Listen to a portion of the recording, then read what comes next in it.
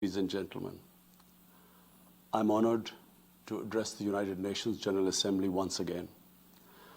I congratulate His Excellency Mr. Volkan Bozkır on his election as the President of the 75th session of the General Assembly. We also appreciate the skillful leadership of the outgoing President, His Excellency Tijani Mohammad Bande, especially during the COVID-19 crisis. We commend the leadership of the Secretary General in these extremely turbulent times. Mr. President, since my government assumed office, our consistent effort has been to fundamentally transform Pakistan. We envisage Naya Pakistan to be modeled on the principles of the state of Medina, established by our Holy Prophet Muhammad sallallahu alaihi wasallam. A just and humane society where all government policies are directed at lifting our citizens out of poverty and creating a just and equitable dispensation. To achieve this goal, we need to have peace and stability. Thus, our foreign policy aims to have peace with our neighbors and settle disputes through dialogue. Mr. President, the 75th anniversary of the United Nations is an extremely important milestone, as this is the only body in the world that can help us achieve our goals of peace and stability in our neighborhood.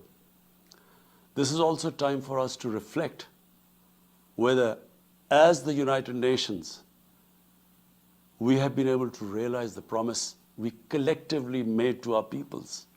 Today, the foundations of the world order, non-use of or threat of unilateral force, self-determination of peoples, the sovereign equality and territorial integrity of states, non-interference in their internal affairs, international cooperation, all these ideals are being systematically eroded. International agreements are being flouted and set aside. Renewed great power rivalries are leading to a new arms race. Conflicts are proliferating and intensifying.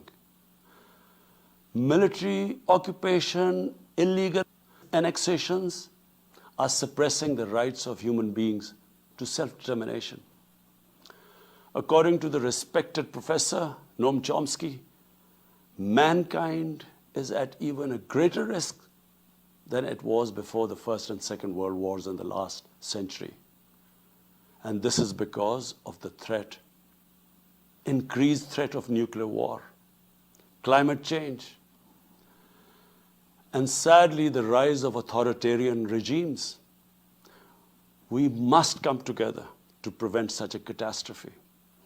We believe that the driving force in international relations must be cooperation, in accordance with the principles of international law and not confrontation and force. We all must emphatically reaffirm our support for multilateralism. Mr. President, the COVID-19 pandemic has illustrated the oneness of humanity. In our interconnected world, no one is safe unless everyone is safe. Locking down to control the pandemic has triggered the worst recession since the Great Recession in the last century. This has hit the poorest countries the hardest, as well as the poor in all the countries.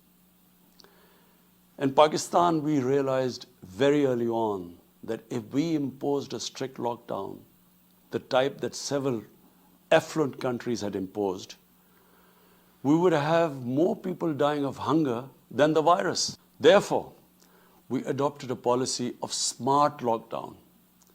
While concentrating on the hotspots, the virus hotspots, we opened up our agriculture sector immediately, and then followed it up by the construction sector, which employed most of the people. At the same time, and this is despite financial constraints, my government deployed $8 billion, unprecedented amount, for our health services, plus support the poorest and most vulnerable households with direct cash payments through SARS program, and then subsidies to the small businesses. Even though our smart lockdown was heavily criticized in the beginning, but thanks to the Almighty Allah's grace, we have not only managed to control the virus, stabilize our economy, but most importantly, we have been able to protect the poorest segment of the society from the worst fallout of the lockdown.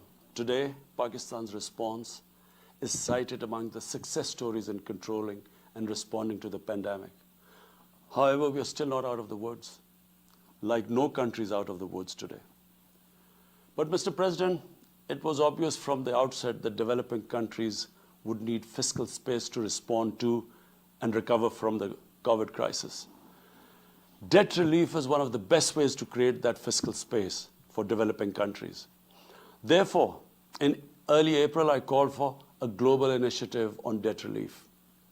We appreciate the G20's official debt suspension initiative and the emergency and rapid financing offered by the IMF, World Bank, Asian Development Bank, and UN agencies. This, however, is not going to be enough.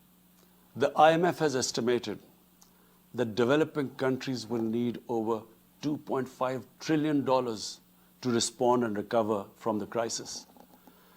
The official debt suspension will need to be extended and expanded. Additional debt relief measures will also be needed. Development banks should ensure adequate financial inflows.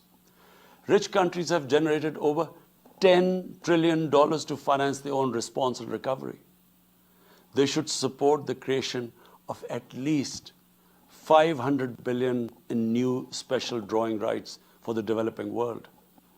Mr. President, in my address to the General Assembly last year, I had highlighted the tremendous damage that illicit financial flows from developing countries to rich countries and to offshore tax havens cause. This leads to the impoverishment of the developing nations. Money that could be used towards human development is siphoned off by corrupt elites. The loss of foreign exchange causes currency depreciation. That in turn leads to inflation and poverty. The quest for getting back these stolen resources is nearly impossible, given the cumbersome procedures. Moreover, the powerful money launderers have access to the best lawyers. And sadly, because they are the beneficiaries, there is a lack of political will in the rich countries to curb this criminal activity.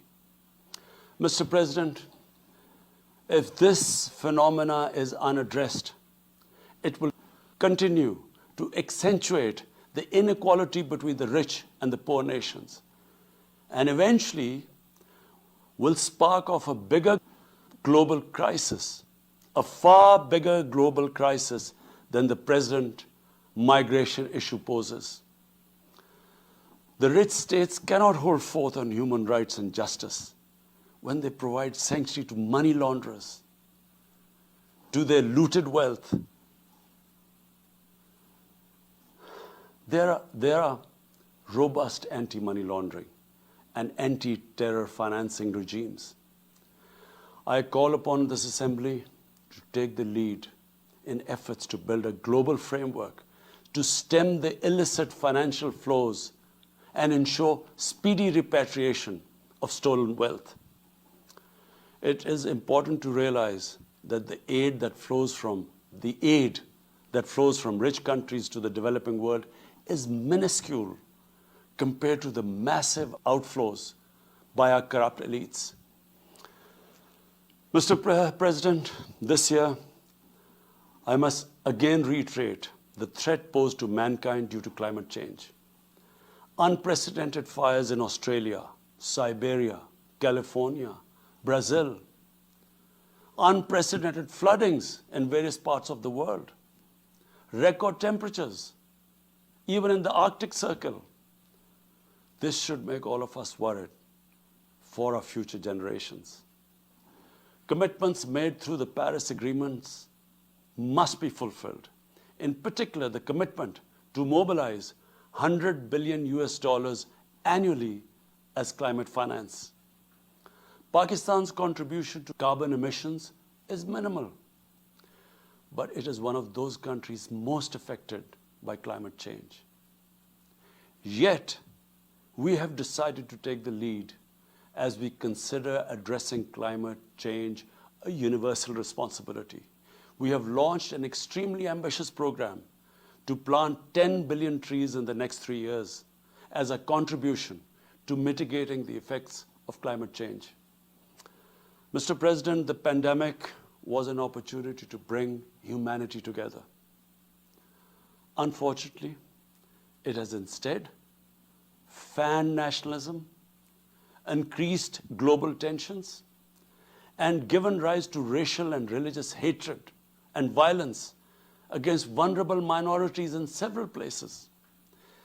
These trends have also accentuated Islamophobia. Muslims continue to be targeted with impunity in many countries. Our shrines are being destroyed. Our Prophet Muhammad sallallahu alaihi wasallam insulted. The Holy Quran burnt. And all this in the name of freedom of speech. Incidents in Europe, including republication of blasphemous sketches by Charlie Hebdo, are recent examples. We stress that willful provocations and incitement to hate and violence must be universally outlawed.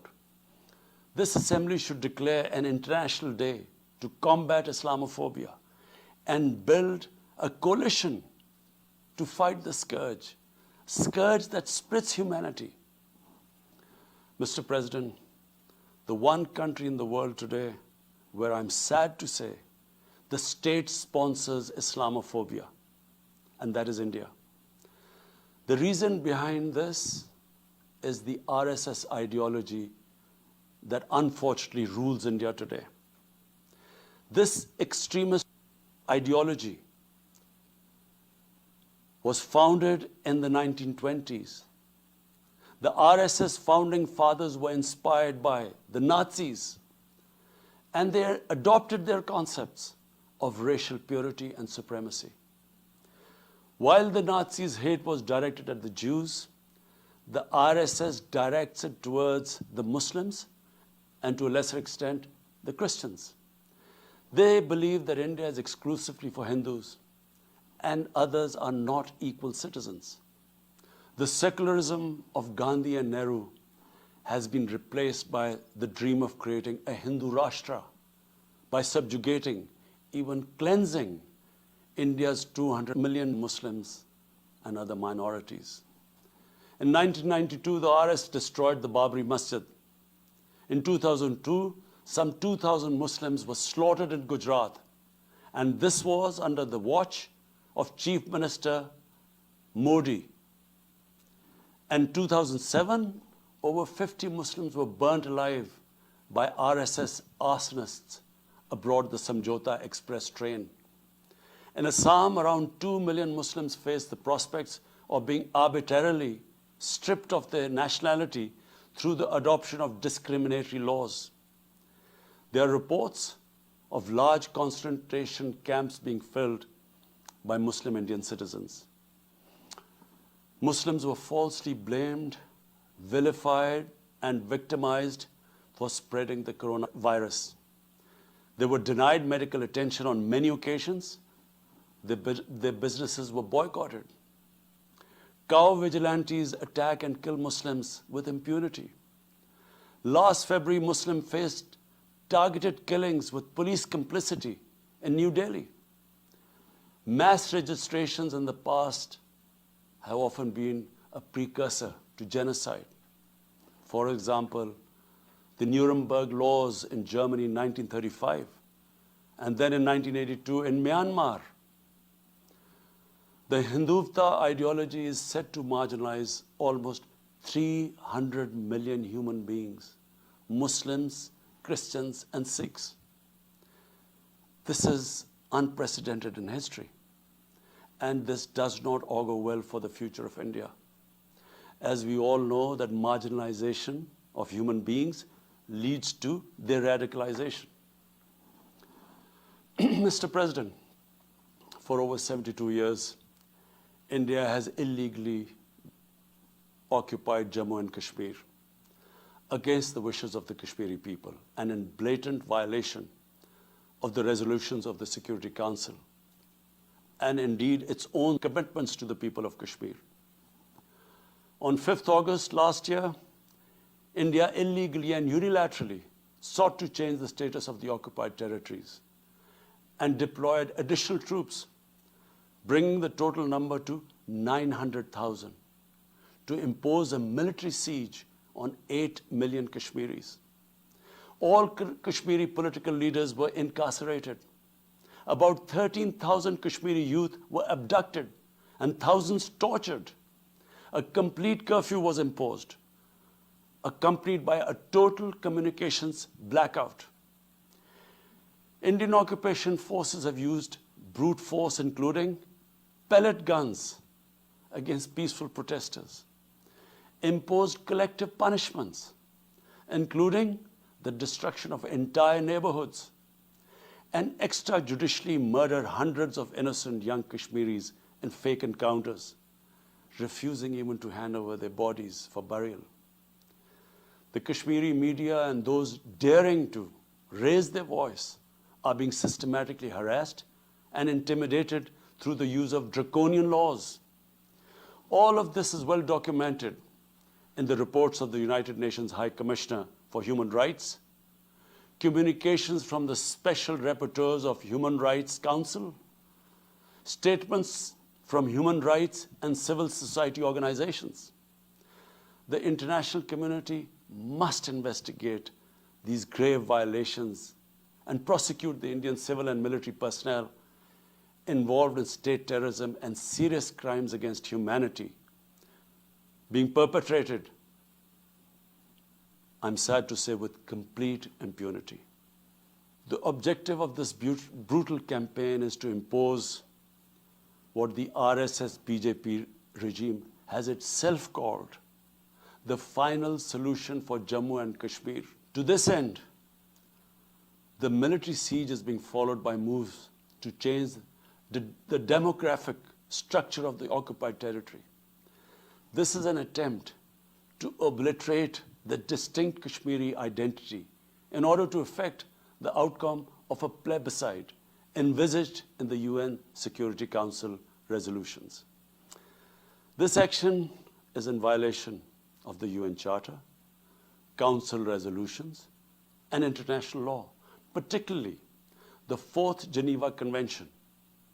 Changing demographic structure of occupied territory is a war crime. Mr. President, the brave Kashmiri people will never submit to Indian occupation and oppression. Their struggle is indigenous. They are fighting for a just cause, and generation after generation have laid down their lives to rid themselves of Indian occupation. The government and people of Pakistan are committed to standing by and supporting the Kashmiri brothers and sisters in the legitimate struggle for self-determination. Mr. President, in order to divert attention from its illegal actions and atrocities in Indian-occupied Jammu and Kashmir, India is playing a dangerous game of upping the military ante against Pakistan in a nuclearized environment.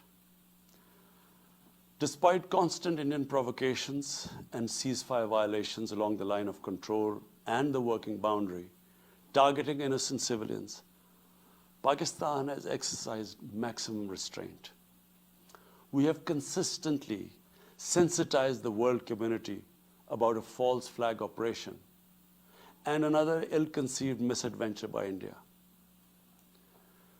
My parents, Mr. President, were born in the colonial India, and I was the first generation that grew up in an independent Pakistan.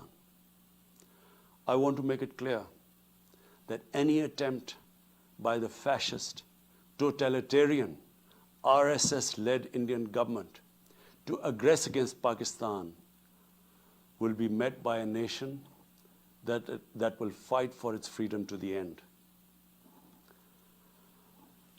Mr. President, there will be no durable peace and stability in South Asia until the Jammu and Kashmir dispute is resolved on the basis of international legitimacy. Kashmir has been rightly described as a nuclear flashpoint. The Security Council must prevent a disaster conflict and secure the implementation of its own resolutions, as it did in the case of East Timor. The Council has considered the situation in Jammu and Kashmir 3 times in the past year. It must take appropriate enforcement actions. It must also take steps to protect the Kashmiris from an impending genocide by India. Pakistan has always called for a peaceful solution.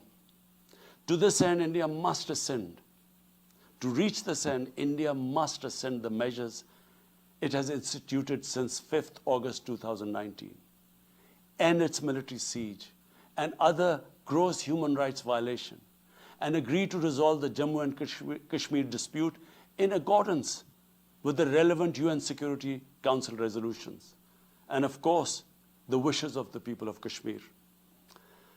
Mr. President, Pakistan's desire for peace in our region is also manifest in our efforts to promote a political solution in Afghanistan. I have consistently maintained over the past 2 decades that there is no military solution to the conflict in Afghanistan. The only way forward was and is a political settlement, which involves the full spectrum of Afghanistan's political actors. Pakistan fully facilitated the process that culminated in the US-Taliban peace agreement on 29 February 2020. Pakistan is deeply gratified that it has fulfilled its part of the responsibility. The Afghan leaders must now seize this historic opportunity to achieve reconciliation and restore peace in the war-torn country. Through the intra-Afghan negotiations that commenced on 12th of September, they must work out an inclusive, broad-based, and comprehensive political settlement. The process must be Afghan-led and Afghan-owned, and without any interference or outside influence. Early return of Afghan refugees must be part of this political solution. After almost 2 decades of war, it is imperative not to allow spoilers within and outside Afghanistan to subvert the peace process. Peace and stability in Afghanistan will open new opportunities for development and regional connectivity.